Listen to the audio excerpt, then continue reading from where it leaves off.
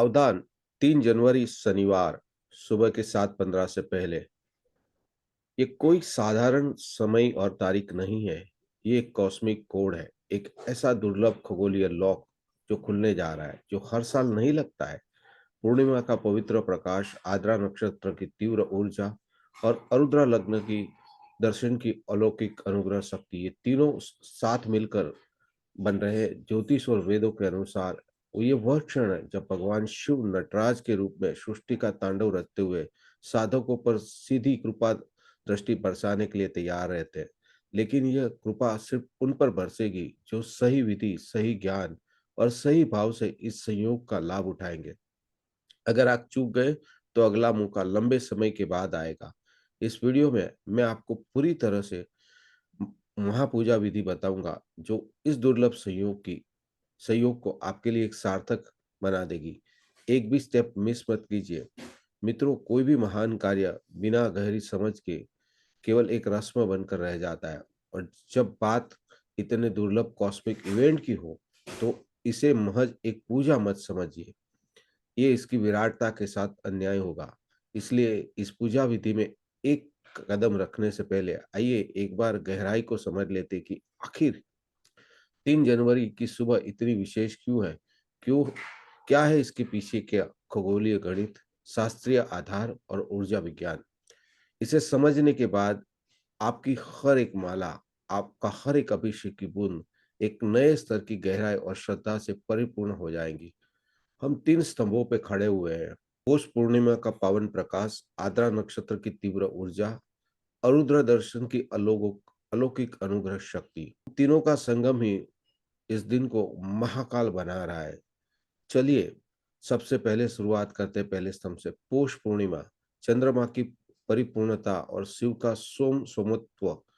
मित्रों, पूर्णिमा हर महीने आती है, लेकिन हर पूर्णिमा का अपना एक अलग व्यक्तित्व, अपना एक अलग प्रभाव क्षेत्र होता है। पौष मास जो जनवरी और दिसंबर के बीच में आता है, शीत ऋतु का राजा कहलाता है। शास्त्र कहते हैं हेमंत शिशिरयो पौषः, अर्थात हेमंत और शिशिर ऋतु का संधिकाल पौष मास है। यह वह समय है जब प्रकृति अंदर से सिकुड़ती है, ऊर्जा को संचित करती है, ताकि वसंत में फिर से फूट सके। इसका वैज्ञानिक दृष्टिकोण अगर हमें समझे तो इस समय सूर्य दक्षिणायन में होता है। सूर्य की किरणें तिरछी पड़ती है, जिससे पृथ्वी पर ठंड का प्रभाव रहता है। यह ठंड हमारे शरीर में एक कफ दोष को प्रबल करती है। कफ जो जड़ता, स्थिरता और नमी का प्रतीक है। अब इस ऋतु में आती है पूर्णिमा। चंद्रमा हमारे मन का कारक है। पूर्णिमा के दिन चंद्रमा अपनी पूर्ण कलाओं में होता है, जिसका सीधा प्रभाव पृथ्वी के जल तत्व पे आता है। इसीलिए समुद्र में ज्वार और भाटा आता है, और इसका प्रभाव मनुष्य के मनोदैहिक तंत्र पर भी पड़ता है। इस दिन मन की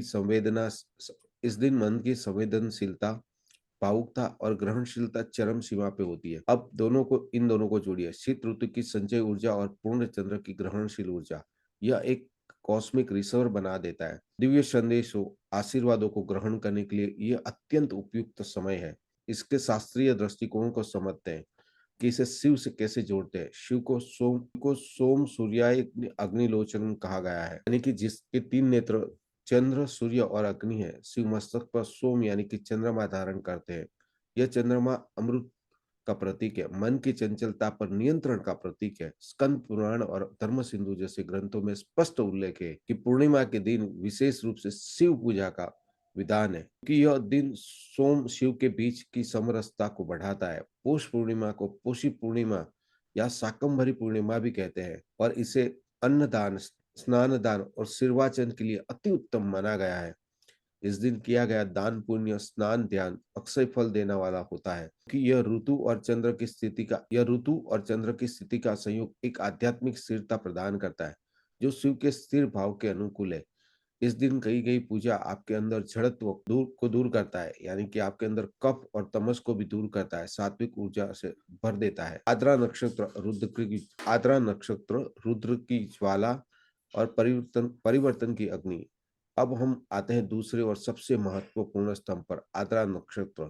यह कोई साधारण नक्षत्र नहीं है, यह रुद्र का स्वयं का नक्षत्र है। ज्योतिष में 27 नक्षत्र है, उसमें से प्रत्येक का एक देवता होता है। आद्रा नक्षत्र का देवता है रुद्र, यानी कि भगवान शिव का ही रौद्र परिवर्तनकारी स्वरूप। चले इसकी खगोलीय स्थिति देखते हैं। आद्रा नक्षत्र आकाश में ओरियन वृक्ष तारामंडल में स्थित है।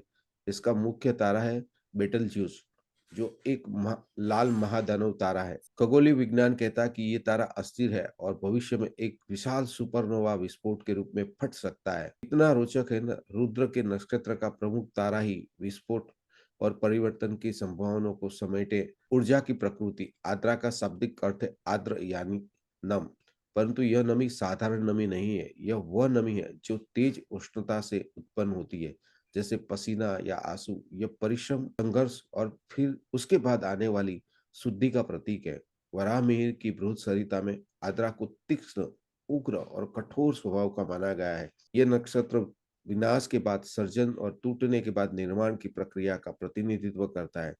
इसकी ऊर्जा एक सर्जिकल लेजर की तरह है, जो काटती है, जलाती है, लेकिन उद्देश्य है रोग मुक्ति के। दो मुख्य पहलू है, एक सौम्य शांत योगी शिव एंड दूसरा है रुद्र विनाशक तांडव करते हुए रुद्र रूप। आद्रा नक्षत्र शिव के की पहलू आद्रा नक्षत्र शिव के रौद्र पहलू की ऊर्जा से सीधे जुड़ा हुआ है। इस नक्षत्र के प्रभाव में इस नक्षत्र के प्रभाव में की गई साधना व्यक्ति के अंदर के सभी विकारों, बुरी आदतें, नकारात्मक संस्कारों और कर्म बंधनों को जलाने की क्षमता रखती है। यह एक आध्यात्मिक केमिकल लोहा है। यह नक्षत्र आंसू भी लाता है, लेकिन ये आंसू भक्ति के, विरह के, पश्चाताप के और अतः शुद्धिकरण के आंसू होते हैं। इसलिए आद्रा नक्षत्र में शिव पूजा का अर्थ है, हे रुद्र, मेरे अंदर के सभी अवगुणों को जला डालो, मुझे शुद्ध करो, ताकि मैं आपके सौम्य स्वरूप का आनंद ले सकूं। यह नक्षत्र भक्ति के साथ तपस्या का भी नक्षत्र है। अब समझते आरुद्रा नक्षत्र। चिदम्बरम का महामिलन और पृथ्वी का कंपन। अब आते हैं इसके तीसरे और सबसे ऐतिहासिक आध्यात्मिक स्तंभ पर, आरुद्रा लग्न। यह केवल एक उत्सव नहीं, एक ऊर्जा घटना है। ये दिन चिदम्बरम के नटराज मंदिर में भगवान शिव के नटराज रूप के अरुणाभिषेक का दिन होता है। इसके इतिहास और महत्व को समझते हैं। चिदम्बरम तमिलनाडु में स्थित पंच भूत स्थलों में एक है, जो आकाश तत्व का प्रतिनिधित्व करता है। यहाँ की नटराज मूर्ति दुनिया में अद्वितीय है, जो शिव के आनंद तांडव को दर्शाती है, सृष्टि का नृत्य। आरुद्रा दर्शन हर साल मार्गशीर्ष दिसंबर जनवरी के आद्रा नक्षत्र में आता है। पौराणिक मान्यता यह है कि इस दिन शिव ने नटराज रूप में ब्रह्मांडीय नृत्य का प्रदर्शन किया था। मंदिर के शिव आगम ग्रंथों के अनुसार इस दिन अरुणोदय काल यानी कि सूर्योदय से पहले के समय में एक विशेष अभिषेक होता है, जिसमें हजारों लीटर दूध, घी, दही, शहद, गन्ने का रस, नारियल का पानी, केले, इलायची, कपूर आदि से नटराज स्वामी का अभिषेक किया जाता है और यही अभिषेक को पुनःअभिषेकम कहा जाता है। अब समझते हैं ऊर्जा के विज्ञान को। यहाँ पे एक गहरा वैज्ञानिक सिद्धांत काम करता है। अब कोई विशिष्ट स्थान जैसे चिदम्बरम, एक विशिष्ट समय जैसे अरुणोदय आद्रा नक्षत्र और एक विशिष्ट क्रिया महाअभिषेक एवं सामूहिक शक्ति एक साथ मिलती है, वो एक शक्तिशाली ऊर्जा केंद्र बन जाता है। इसे साइकोट्रोपिक इफेक्ट या मॉर्फिक रेजोनेंस भी कहा जा सकता है। सैकड़ों हजारों भक्तों का एकाग्र भाव, एक साथ उच्चारित मंत्र, एक साथ चढ़ाए गए द्रव्य, ये सभी मिलकर एक सामूहिक चेतना का कंपन पैदा कर सकते हैं। आधुनिक भौतिकी यानी कि मॉडर्न विज्ञान भी ये कहता है कि हर चीज एक कंपन है। यह कंपन इस दिन विशेष रूप से खगोलीय संरेखण पूर्णिमा आद्रा के साथ होता है और वो तीव्र हो जाता है। यहाँ सबसे महत्वपूर्ण बात है, ये ऊर्जा केवल चिदम्बरम तक सीमित नहीं रहेगी। प्राचीन ज्ञान कहता है कि ऐसी पवित्र अवसरों पर तीर्थों की ऊर्जा पूरी पृथ्वी पर व्याप्त होती है।